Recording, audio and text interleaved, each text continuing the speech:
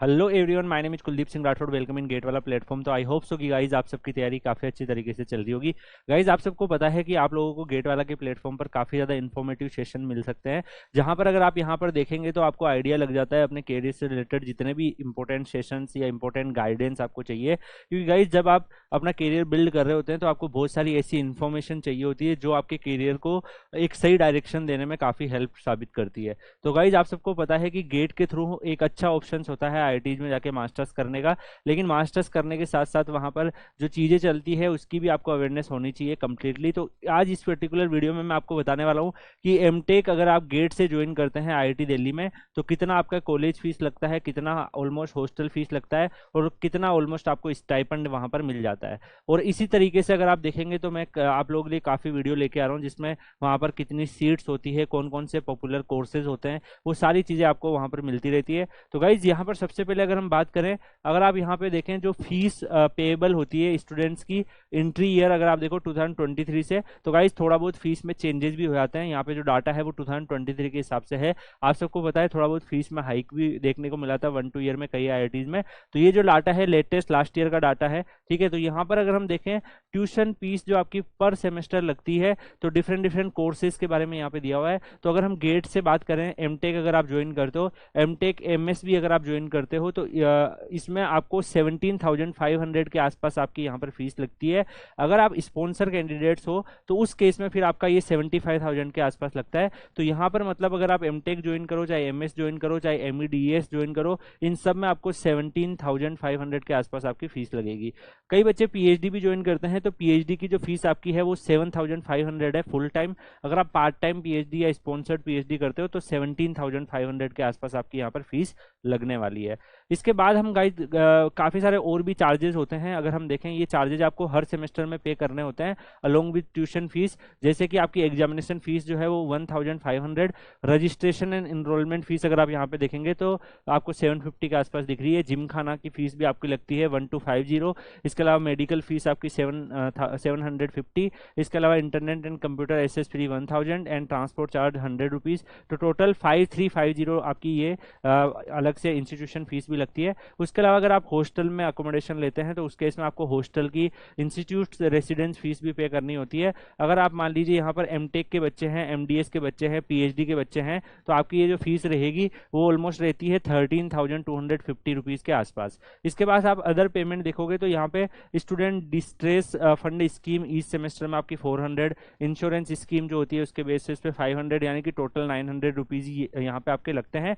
इसके अलावा यहाँ पर अगर आप देखेंगे गाइस तो आपके जो और भी चार्ज जैसे नॉन रिफंडेबल आपका यहाँ पे जमा होता है, ये फीस आपको टाइम ऑफ एडमिशन पे करना होता है, एक ही बार पे होता है फर्स्ट सेमेस्टर के साथ में। तो यहाँ पे आपकी एडमिशन फीस जैसे 2,000, स्टूडेंट वेलफेयर फंड में आपको 750 रुपीज़, मॉडर्नाइजेशन फीस अगर आप देखोगे तो 1,500, बेनिवोलेंट फंड में आपको 400 देना होता है, एल्यूमिनी फीस आपकी 2,000 और ट्रेनिंग एंड प्लेसमेंट चार्ज आपके 1,500 के आसपास यहाँ पे लगते हैं। टोटल देखेंगे तो 8,150 के आसपास आपका ये वाला फीस भी बन जाता है। इसके अलावा रिफंडेबल अमाउंट भी एज ए सिक्योरिटी वहाँ पे जमा होता है। तो इंस्टीट्यूशन सिक्योरिटी डिपॉजिट अगर आप देखेंगे तो 4,000 के आसपास और लाइब्रेरी सिक्योरिटी डिपॉजिट ऑलमोस्ट 4,000 के आसपास। तो टोटल फीस अगर आप यहाँ पे देखेंगे टाइम ऑफ एडमिशन्स पे तो ये वाला जो रिफंडेबल फीस है वो 8,000 होती है जो बाद में आपको वापस मिल जाती है।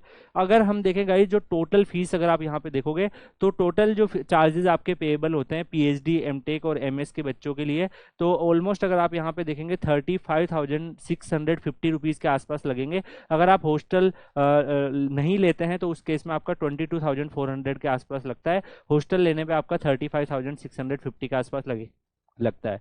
यहाँ पे अगर आप देखेंगे medical fee and transport charger applicable to full time students के लिए ही होते हैं। अगर यहाँ पे आपके लिए इस फीस में रिलीफ भी है, मान लीजिए कि आपकी फैमिली इनकम जो है वो 1 लाख से 5 लाख के बीच में है तो 1/3 आपकी जो ट्यूशन फीस होती है वो आपकी लगती है। और अगर आप यहाँ पे देखोगे जो स्टूडेंट SC ST और PWD कैंडिडेट से बिलोंग करते हैं उनकी फीस तो एग्जाम्प्टेड हो जाती है, आपको पता ही है। और बाकी अगर इन कैटेगरी के अलावा भी जो बच्चे बिलोंग करते हैं ऐसी कम्युनिटी से जहाँ पे ऐसी फैमिली से जिनकी इनकम 1 लाख पर एनम से कम है तो उनको 100% ट्यूशन फीस जो है वो एग्जाम्पशन उसका हो जाता है। जाता है। इसके अलावा अगर आप देखो एमएस में आपको थीसिस की फीस देनी होती है 500 के आसपास। अगर आप पीएचडी कर रहे होते हैं तो उसमें भी थीसिस की फीस 500 के आसपास आपकी लगती है। ऐसे ही अगर आप देखोगे तो एमएसआर रिसर्च एंड पीएचडी की फीस आपको पता ही है, ये आपको time of submission of thesis के टाइम पे देनी होती है। अगर आप एससी एसटी पीडब्ल्यूडी कैंडिडेट हो तो 100% ट्यूशन फीस आपकी एग्जामिनेशन हो जाती है।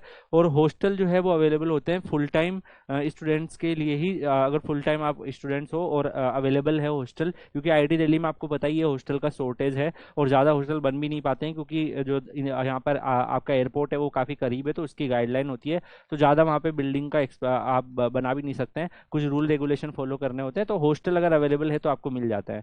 यहाँ पे आपके मेसिंग एंड इलेक्ट्रिसिटी चार्ज जो होते हैं वो पूरे कैलकुलेट होते हैं हर सेमेस्टर के एंड में, उसके बिहाफ पर फिर ये आपके चार्जेस लगते हैं। अगर हम देखें guys hostel allotment and charges के बारे में बात करोगे तो इसमें आपको BHM deposit one time and seat allotment charge जो होता है वो नॉन रिफंडेबल होगा अगर आपको सीट अलॉट होती है। उसके बाद सिक्योरिटी जो रिफंडेबल, तो ये सब मिला के अगर आप देखोगे तो 15,000 आपको यहाँ पर देखने को मिल रहा है। इसके अलावा पर सेमेस्टर चार्जेस अगर आप देखोगे तो यहाँ पे हॉस्टल जो है ना डिफरेंट कैटेगरी में है। जैसे अगर आप ओल्ड हॉस्टल की कैटेगरी में जाते हो तो हॉस्टल मेस के चार्ज इसमें food, kitchen, consumable, human resource, electricity, IGL ये सब इंक्लूडेड है। इसमें आपका 38,580 के आसपास यहाँ पे आपका फीस लगता है।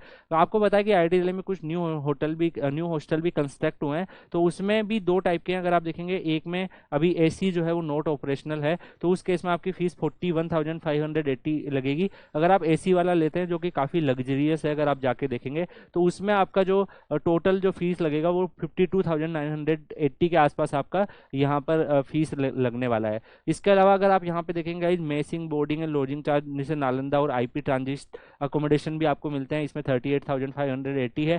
फैमिली अपार्टमेंट्स भी मिल जाते हैं, इसमें ऑलमोस्ट 3,000 के आसपास आपको यहाँ पर देखने को मिल रहा है।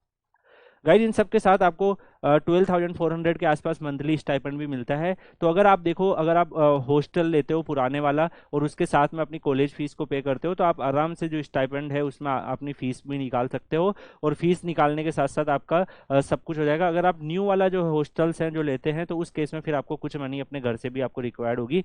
तो गाइज आप लोग आराम से वहाँ पे ले सकते हैं। इसके अलावा अगर हॉस्टल अवेलेबल भी नहीं होता है तो उस केस में आप आउटसाइड में ले सकते हैं। काफ़ी सारे वहाँ पे भी आपको अकोमोडेशन मिल जाते हैं अफोर्डेबल रेट में। तो गाइस आपके लिए ऐसे ही हर एक आईआईटीज के ऊपर मैं वीडियो बनाने का आप लोगों के लिए प्रोवाइड करने का कोशिश करूंगा। आप लोग किस पर्टिकुलर आईआईटीज का फीस डिटेल और वहाँ का हॉस्टल चार्जेस चाहते हैं वो आप लोग वीडियो के कमेंट सेक्शन में पूछ सकते हैं।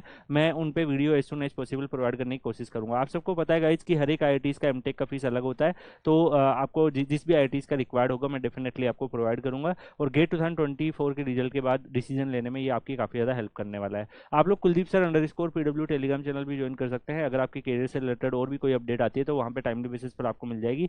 इसी के साथ इस वीडियो को यहीं पे एंड करते हैं, मिलते हैं नेक्स्ट वीडियो में। तब तक के लिए goodbye, thank you so much, take care, see you.